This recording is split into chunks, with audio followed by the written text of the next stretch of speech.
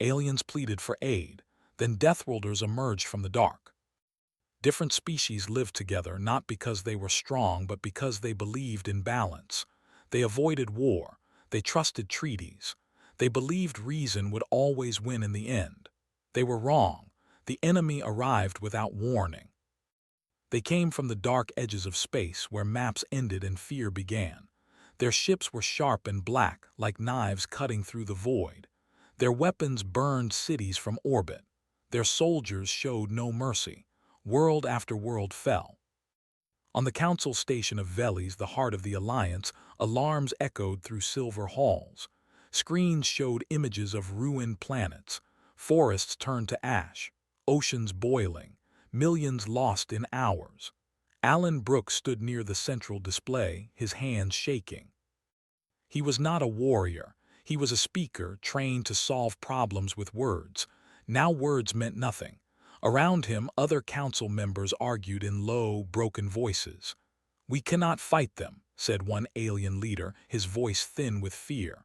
"Our fleets are gone." "We must hide," said another, "save who we can." Lisa Morrow watched the display in silence.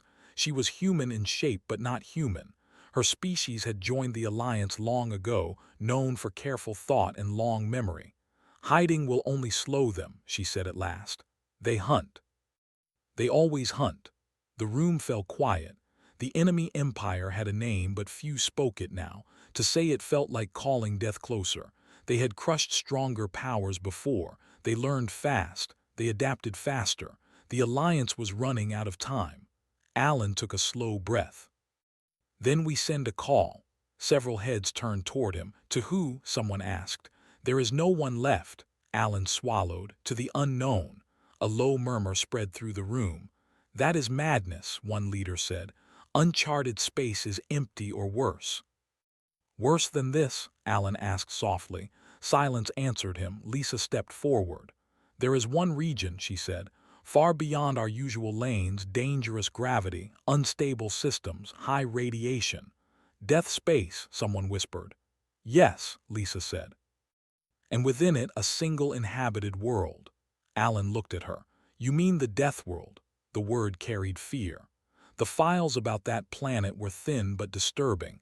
Extreme weather, strong gravity, violent history. Its people fought each other for centuries and still survived. "Their name for it is Earth," Lisa said. "They are not part of the Alliance," another leader said quickly. "They never answered our early signals." "They answered once," Lisa replied. "Long ago, they said they wished to be left alone." Alan felt a strange pull in his chest.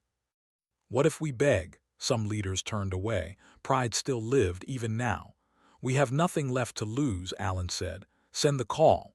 The council voted in silence. Deep beneath the station, ancient machines woke from long rest. A beacon was prepared, one meant for emergencies beyond all others. Its power drained lights across whole decks. Technicians worked with shaking hands. The message was simple. No demands, no lies. This is the Galactic Alliance. We are under attack. We are dying. If anyone hears this, please help us. The signal shot into the dark faster than hope. Then there was nothing to do but wait. Days passed. Then weeks. Worlds continued to fall. The council station itself became crowded with refugees. Halls meant for quiet thought filled with crying voices. Children from different species clung to parents who no longer believed they could protect them. Alan walked those halls each day. He listened. He comforted. He felt useless. At night he watched the stars and wondered if the message had reached anything at all. Most believed it had not. One cycle later, a junior censor officer ran into the council chamber without permission. "We received a response," she said, breathless. The room froze. Alan felt his heart stop. "From who?" The officer stared at the screen behind her. "From the direction of the death world." Murmurs exploded across the chamber. "That is impossible. It must be a trick, or an echo." Lisa stepped forward calmly. "Show it." The message was short. Its language was strange but clear enough after translation. "This is Earth. We received your signal. Explain your situation." Alan sank into his chair. His legs no longer held him. They answered. Debate followed at once. Fear fought hope. They could be scouts for the enemy. Or worse, they may attack us themselves. Alan stood, forcing strength into his voice. They asked us to explain. That alone means something. Lisa nodded. Deathworlders are cautious, not cruel by nature. The reply was sent, this time longer. Images of destruction were included, proof of truth, proof of need. Hours passed, then another message arrived. We see, we will discuss. Do not send more signals for now. That was all. Some council members cried in relief. Others trembled in fear. What does that mean? Someone asked. It means they are thinking, Lisa said. Alan looked at the star map. Earth was far. Even at great speed, travel would take time. If they came at all, the enemy did not wait. Their fleets pushed deeper. One of the Alliance's oldest worlds fell in a single night. Its final broadcast showed cities burning under black skies. Alan watched the recording once, then could not bear to watch again. Hope began to fade, until new readings appeared. Unknown ships, many of them. They came from the same dark direction. Panic spread through the station. They are here to finish us. We never should have sent the call. Defense systems powered up, though everyone knew they were weak. Alan stood beside Lisa at the main window. Do you regret it? He asked. She shook her head. No, whatever comes next, we faced it. The ships emerged into view. They were nothing like Alliance designs, thick hulls, heavy armor, simple shapes built for survival, not beauty. Alan felt a chill. These were warships. A signal came through, strong and direct. This is Captain John Carter of the United Earth Fleet. We are responding to your distress call. Silence filled the chamber. Then the voice continued. We are still learning who your enemy is, but we see what they have done. Earth does not accept this. Alan felt tears rise to his eyes. Lisa let out a slow breath she had been holding for weeks. The message ended with words that would be remembered for generations. You are not alone anymore. Outside the station, human ships took silent positions, forming a wall between the Alliance and the dark. And for the first time since the war began, the stars did not feel so cold. Part 2, Meeting the Deathworlders. The alien envoys traveled across empty space, the light of distant stars flickering against their hulls. Every sensor was alert. They had never seen anything like the ships they now followed. Wide, heavy, and built as if to survive storms that could crush smaller vessels. Their movement was steady, confident, not the frantic flight of a desperate species. Alan Brooks watched the readings with Lisa Morrow beside him. The humans, as they called them, had sent no warning fire. They did not attack first. They simply appeared. They do not strike like the others, Alan said quietly. Why not? Lisa studied the data. Humans are not reckless. They fight only when needed. They survive, but they do not kill without reason. That is their way. Survive? Alan echoed. We are talking about a fleet large enough to destroy entire planets. That is not simple survival. Deathworlders think differently, Lisa said. They are shaped by danger. It is in their blood. The envoys reached orbit around Earth. The planet glowed with blue oceans and white clouds, a fragile beauty that seemed impossible for a world of survival. Yet sensors picked storms, earthquakes, and fire zones. Nature itself was harsh here. A voice came through the communication channel, calm and firm. We are Captain John Carter of the United Earth Fleet. Identify yourselves. Alan cleared his throat. We are members of the Galactic Alliance. We come as envoys. We seek aid. We face annihilation. A pause, then the reply. Explain. We will listen, but be precise. Earth does not waste time. Alan felt a cold tremor of awe. The humans spoke with authority, without hesitation, not a hint of fear. The envoys prepared a detailed message. They told of the enemy empire, its destruction of worlds, the loss of fleets and civilizations. Images of burning cities, of refugees fleeing into space, accompanied the words. They expected silence, maybe even mockery. Instead, humans responded immediately. We understand, Captain Carter said. We will need more information. Your maps, your fleet data, your enemy's capabilities. Do not attempt deception, we will detect it. Alan exchanged a glance with Lisa. They trust quickly, he whispered. Or they want truth quickly, Lisa replied. Within hours, humans sent instructions for docking. The envoys' ships were carefully guided into human orbit, passing ships that were massive and strange, each one alive with movement but never chaotic. Alan and Lisa met the human leaders in a large hall aboard the flagship. John Carter, a tall man with strong features, and Amy Lewis, the chief strategist, stood waiting. Both were calm, but their eyes scanned constantly. "We know what you face," Amy said. "We see the destruction. We will not ignore it, but you must tell everything, nothing hidden." "Earth acts based on truth," Alan bowed slightly. "We speak openly. The Empire is relentless. Its reach is long. They destroy without mercy. We have lost most of our fleets." "Then we fight differently," John said. "We do not rush. We plan. We strike where it hurts the most." "Tell us about their weakness." Alan and Lisa gave the humans all they had: locations, fleet strength, supply routes, battle patterns. Humans listened, asked questions, and made notes. There was no panic, no complaint, only focus. "Your species is remarkable," Lisa said quietly to Alan. "Look at them. Even in front of disaster, they do not crumble." Alan nodded. "They are not what we expected. We thought they would be cautious, maybe even weak. But there is something in them, a kind of calm strength." Over the next days, meetings continued. Humans asked about alien culture, their technology, and even weaknesses. The envoys began to understand that humans did not see themselves as superior. They saw only the task before them. "Your enemy underestimates you," Amy said one morning. "They have not faced humans before.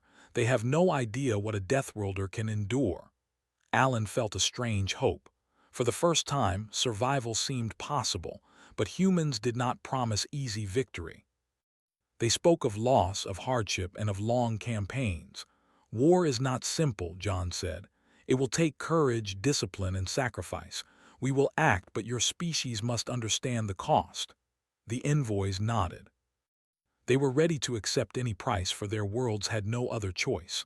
Alan looked at Lisa. "We may have found allies, but these humans, they are a force unlike any we have known." Lisa smiled faintly. "They are what our ancestors would have called heroes.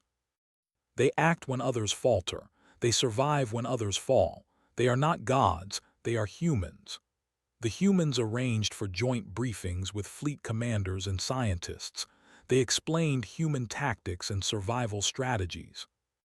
They prepared the alien envoys for the harsh realities of Deathworlder methods. "We will not coddle you," Amy said. "You will see what we can do. You will understand why we survive."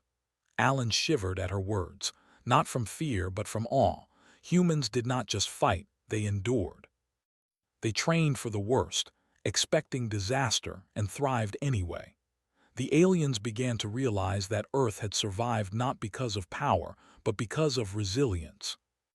Every human ship, every soldier, every strategy had been shaped by danger, by the need to endure the impossible.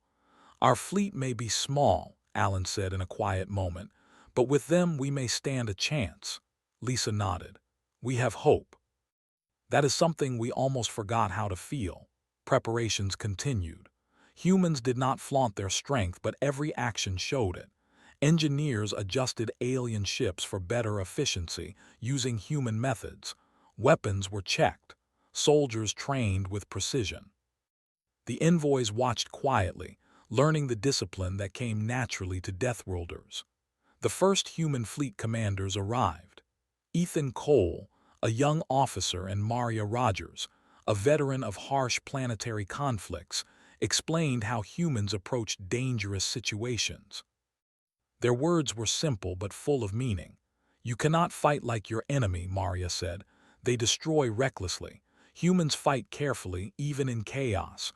You must learn to survive before you strike." Alan listened and wrote notes. The lessons were clear: patience, endurance, strategy, and courage. Survival was not just a choice, it was a skill. As days passed, humans and aliens shared meals and stories. The aliens learned about human history, wars fought on harsh worlds, and civilizations built from nothing. Humans did not boast, but the envoys could sense the depth of their achievements.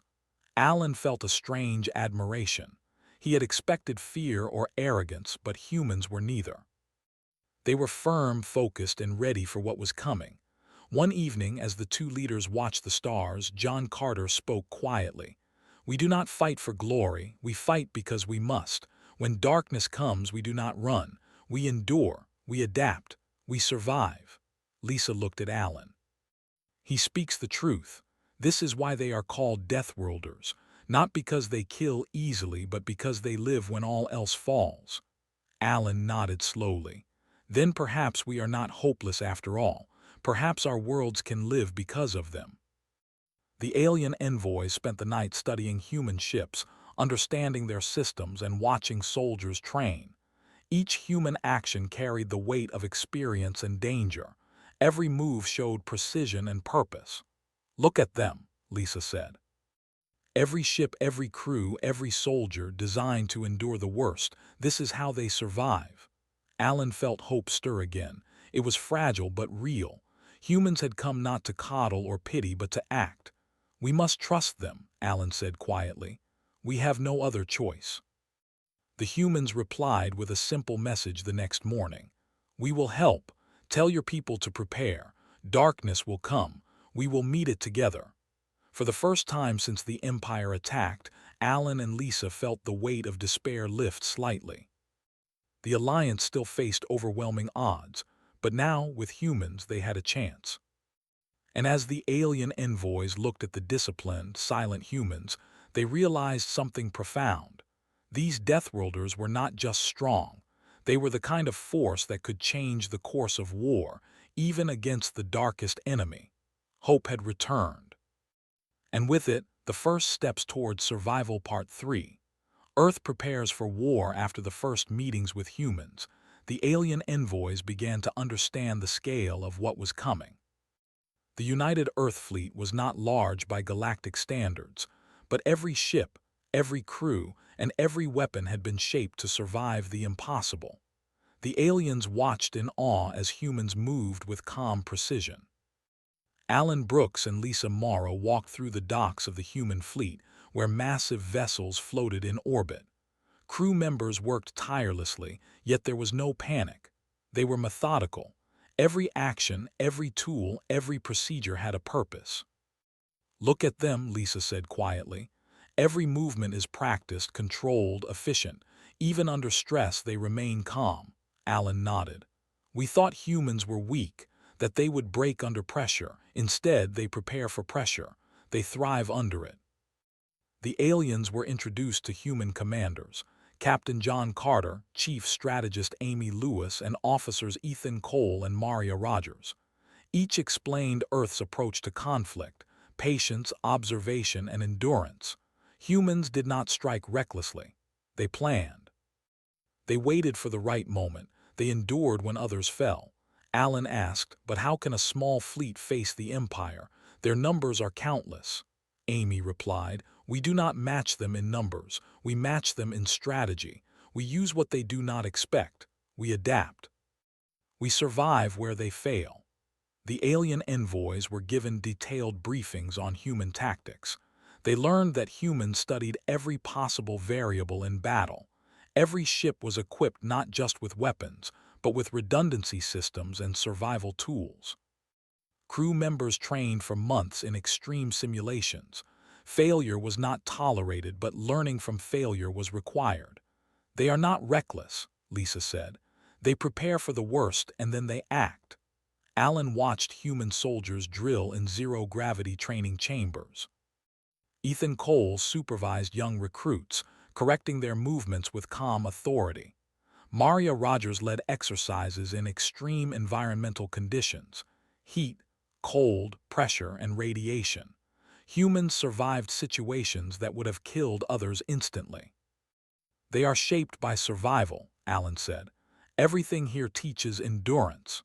Human engineers worked alongside alien technicians to retrofit alien ships. They reinforced hulls, improved shields, and modified weapons. They did not mock alien designs, but they improved them with human efficiency. "We cannot do everything for you," Amy said. "You must adapt, or you will fail. We can show you, but survival depends on learning quickly." Alan and Lisa observed as aliens learned. They struggled at first. Human methods were precise and demanding. Mistakes were corrected immediately. Humans did not scold, they demonstrated, guided, and expected improvement. "Discipline," Lisa said. "It is not punishment, it is preparation. They do not fight carelessly. They survive through discipline." Human strategy meetings included aliens who provided intel about the enemy empire. John Carter listened, questioned, and integrated the alien knowledge into plans. Humans analyzed weaknesses, predicted enemy moves, and prepared contingencies. "We do not assume we will win easily," John said, "but we will act where they are weak. We will strike decisively, and we will survive." Alan felt a new respect growing. Humans did not rely on fear or power alone. They relied on preparation, endurance, and strategy. These qualities gave hope where none had existed before. As preparation continued, humans trained alien soldiers. Ethan Cole led exercises in navigation under fire. Maria Rogers guided them through survival drills on simulated hostile planets. Aliens struggled with human methods but slowly adapted. "They learn quickly," Maria said, "but they must trust our way. Hesitation will cost lives." Alan watched as alien envoys trained with human soldiers. They stumbled, made mistakes, and grew frustrated. But each time, humans corrected them calmly. Patience was paired with exacting standards. "Humans do not rush," Lisa said. "They endure even in mistakes. That is the difference." In addition to training, humans began preparing the battlefield. Fleets were positioned strategically in deep space. Planetary defenses were reinforced. Supply lines were secured. Every action considered the long war ahead. Alan and Lisa observed a map of enemy movements. Humans marked probable paths, ambush points, and weak defenses. The Empire had never faced such careful planning. Their power came from aggression, but humans countered with precision. "They are different from anything we have faced," Alan said quietly. "They do not fight like us. They fight smarter." As days passed, humans shared history with aliens. Stories of wars fought on harsh planets, of survival against impossible odds, and of civilizations built from nothing. The aliens realized that humans had faced darkness long before now. They had learned endurance through suffering, and that knowledge had shaped every strategy, every soldier, every ship. Alan marveled. They are not just strong, they are shaped by danger. Survival is in their nature. Preparations reached every level. Fleet drills, supply coordination, and intelligence gathering worked in concert. Humans did not waste time with ceremony. Every decision was for survival and effectiveness. Alan and Lisa took part in simulations with humans. They experienced zero-gravity combat, emergency repairs under fire, and evacuation drills. Aliens struggled at first but adapted under patient guidance. Humans did not mock errors. They corrected, demonstrated, and expected growth. "You cannot succeed without adaptation," Amy said. "We can guide you, but you must learn fast. Survival depends on it." Alan felt a mixture of fear and awe. The task ahead was enormous, but humans inspired confidence. Their preparation was relentless, their discipline unyielding, their endurance unmatched. Finally, John Carter called a joint meeting. "We will not fight blindly," he said. "We will strike when we are ready. We will strike where it counts. The Empire does not know what a Deathworlder can endure. They will learn soon enough." Alan looked at Lisa. "We have never seen anything like this. They are ready even for darkness we cannot imagine," Lisa nodded. "And that is why we may survive. Hope has returned because they do not fear, they act." Humans and aliens continued preparations, integrating every lesson learned. Fleets positioned, crews trained, weapons upgraded, and strategies refined. The enemy empire remained unaware of the force gathering beyond the dark. Alan Brooks recorded everything. The alien council would need these lessons, these methods, and this hope. The humans did not promise easy victory. They promised endurance, precision, and action. "We will not fail," John Carter said to all assembled. "Darkness comes. We will meet it. We endure, we adapt, we survive. That is what humans do. That is what Deathworlders do." Alan and Lisa watched the humans move with purpose. Every ship, every soldier, every plan was proof that survival was more than hope, it was skill. "We are ready," Alan said quietly. "With them, perhaps our worlds can live." Lisa smiled faintly. "They are not gods, they are humans, and humans endure." The fleets waited. The Alliance prepared.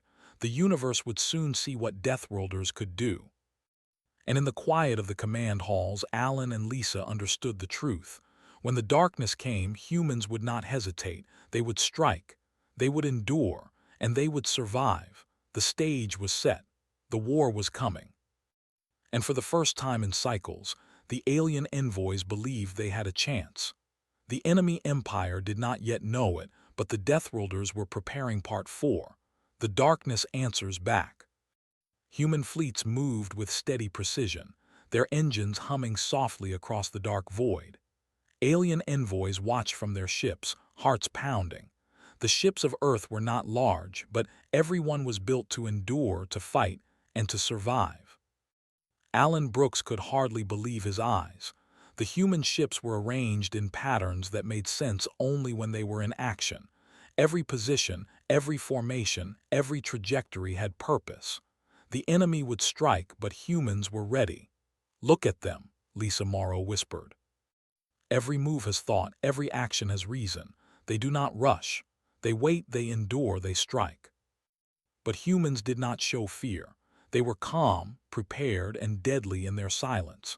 The first contact came suddenly. Sensors picked up massive enemy ships emerging from the dark. Black hulls, jagged designs, and weapons that glowed red against the black of space. The Empire had arrived, expecting an easy victory. John Carter's voice came over the comm. "All units hold positions. Do not fire until instructed. Observe, calculate, survive." They waited for the moment that would give them the advantage. Alan whispered, "They do not fear, they endure." Human ships moved in unison, striking first where the enemy was weakest. Missiles and energy weapons hit simultaneously from multiple angles. Enemy ships tried to respond, but human tactics were precise. They struck and disappeared before the enemy could react fully.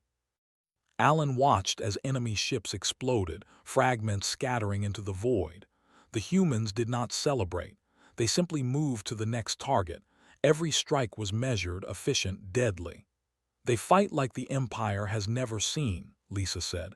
"Every hit counts. Every move has purpose."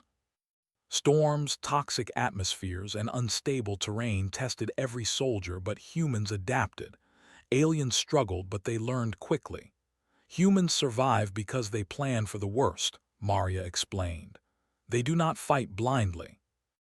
They endure and they adapt. Even in fire and ruin, they remain steady. They are shaped by survival." The humans moved through fire without faltering, striking with precision that broke the enemy line. John Carter coordinated every strike. He listened to reports, adjusted tactics, and ordered reinforcements where needed. Humans worked with alien knowledge, integrating it seamlessly into battle plans. "This is what the Empire cannot predict," Lisa said. "Humans think, adapt, endure. They survive where others fail." They pushed forward, taking strategic positions, cutting off supply lines, and forcing enemy ships into traps. Every move was planned, calculated, and executed without hesitation. Alan felt hope growing. For the first time, the Alliance had a chance. Humans were not just helping, they were changing the battlefield. Their endurance, their skill, and their discipline were unmatched. On the planets themselves, the ground battles were fierce. Human squads led alien forces through enemy cities and fortresses. Ethan Cole guided troops through rubble, teaching them to move silently, strike accurately, and survive attacks that would overwhelm others. "They are unstoppable," Alan whispered. "Even in chaos, they endure." Their ships were destroyed faster than they could replace them. Their soldiers were caught in ambushes, tactics they had never imagined. Human strategy, patience, and endurance created victories where impossible odds existed. "They will not expect this," Lisa said. "They never do." Every tactic, every movement, every survival strategy. Humans were teaching not just endurance but hope. Hope that could spread across the Alliance, inspiring worlds to fight again. "Look at them," Lisa said again. "Even when everything falls apart, they endure. This is why they survive." Enemy ships fell in numbers that stunned the aliens. "They are not reckless," Alan said. "They are unstoppable because they survive. They do not fight for glory, they fight to endure." Humans pressed the attack, securing planets, cutting supply lines, and protecting Alliance worlds. The alien envoys followed, learning at every step. They saw humans endure storms, fire, and attack with a calm that inspired awe. Finally, the Empire's leaders realized their mistake. Their power was meaningless against humans who planned, endured, and adapted. Fear spread through their ranks. Defeat became certain. Alan Brooks and Lisa Morrow watched as humans pushed forward. The Alliance was inspired. Planets once lost were being liberated. Alien soldiers followed human lead, learning the strength of endurance, discipline, and preparation. "Humans are not gods," Lisa said. "They are Deathworlders. They endure, survive, and act when all others fail. And because of them, we may survive too." Alan and Lisa realized the truth of human strength. It was not weapons, not numbers, not technology. It was endurance. The ability to survive what others could not, to adapt where others would fall, and to act with calm precision in the face of darkness. "This is why the Empire feared us," Alan said softly. "They did not understand humans." Every action, every strike, every strategy demonstrated endurance and power beyond expectation. Alan and Lisa felt hope rise fully for the first time in cycles. Humans were not just allies, they were the difference between extinction and survival. As the Empire finally retreated, broken and beaten, the humans did not gloat. They ensured that planets were secured, survivors cared for, and alien fleets strengthened. They acted as protectors, not conquerors, demonstrating that survival was their mission, not dominance. "Look at them," Lisa said one last time. "Even in victory they endure. Even in darkness they act. Even against impossible odds they survive." The darkness had answered, and the Deathworlders had emerged from it, ready, unstoppable, and enduring. The war was not yet over, but the tide had turned. For the first time, the alien envoys believed their worlds could survive. And through all the destruction, the humans taught the galaxy a simple, undeniable truth. When darkness comes, endurance, discipline, and courage can turn the impossible into survival. The Empire had learned too late. The Deathworlders had arrived. And the galaxy would never forget them. Part 5. After the silence of war, the enemy empire was broken. Their fleets scattered, their strongholds destroyed, and their leaders captured or fleeing into the void. The Alliance worlds, once trembling under fear, slowly began to breathe again.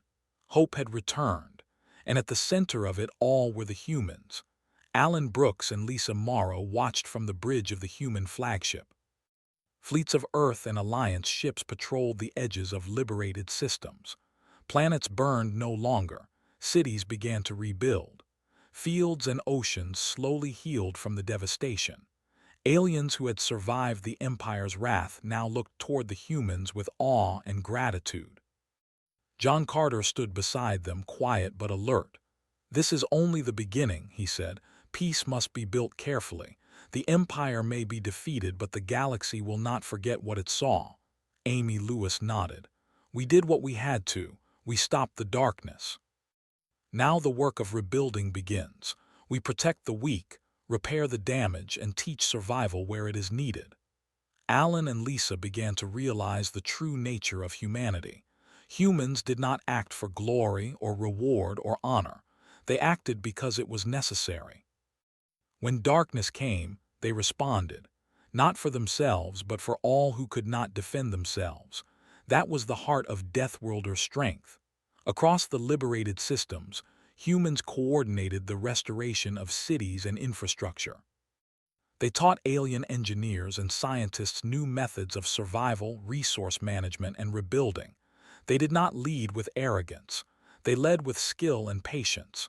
"We will not rule you," Maria Rogers explained to a group of alien leaders. "We will help you." Survival is not about power. It is about endurance, planning, and action. You have the strength. We only guide it. Alan marveled at the humility of the humans. In all the battles he had witnessed, he had never seen a species so strong, yet so focused on survival without pride or cruelty. They did not need to boast. Their actions spoke for them. Ethan Cole worked alongside alien soldiers, training them in human methods. Drills were difficult and exhausting. Aliens struggled at first, but slowly they adapted.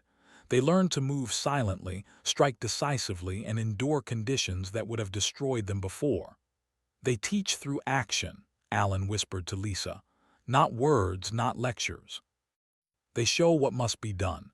Then they let you do it yourself. Mistakes are corrected but never punished. Learning is survival." As the days passed, peace slowly returned. Trade routes reopened. Communication networks were repaired. Displaced species found homes again. The alliance, once fractured and terrified, now stood strong beside the humans. Alan met with John Carter privately. "Your people are incredible," he said. "We feared the worst. We did not know if survival was possible, and yet you have done more than we could have imagined." John shook his head. "We did what had to be done. Survival is never simple. It is always difficult. It is not about glory or victory. It is about enduring, adapting, and acting when others cannot." Lisa added, "You have changed the course of history. The alliance would have fallen without you. Our worlds may have been lost, and yet here we are." John looked at them solemnly. "We only acted because we must. The galaxy is a harsh place. Deathworlders endure because we must. That is all." Even among the aliens, respect for humans grew. Once dismissed as a primitive, isolated species, they were now the example of endurance and survival. Worlds that had once feared Earth now saw it as a protector. Humans did not seek dominion. They sought to endure, and in doing so, saved others. Alan Brooks recorded every detail for the Alliance archives. He knew future generations would study this war, not just for tactics, but for the lesson in human endurance. The galaxy had learned something new. Strength was not just weapons or numbers, but the ability to survive, adapt, and act when darkness came. In council meetings across liberated systems, humans guided but did not command.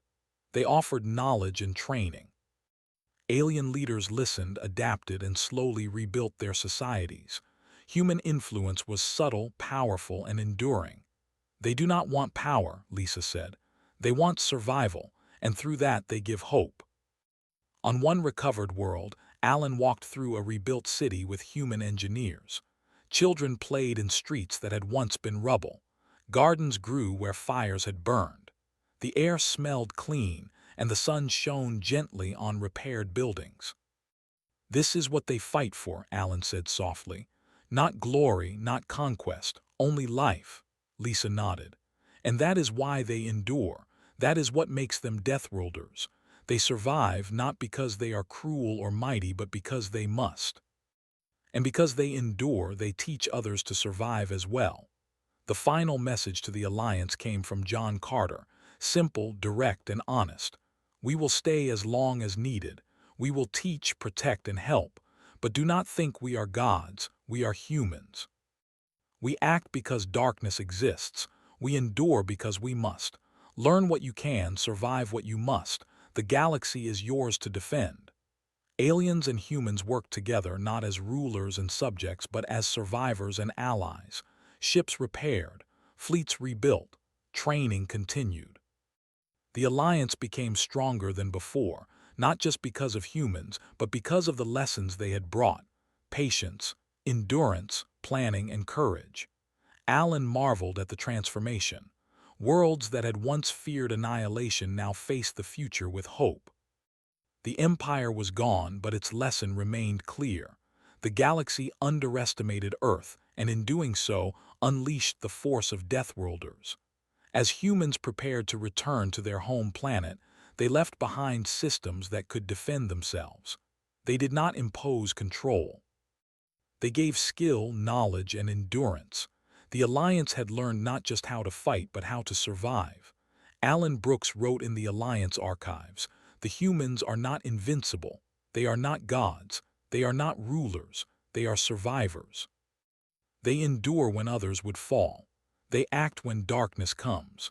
Their strength is discipline, courage, and the ability to survive impossible odds. And for that, the galaxy owes them a debt it may never repay."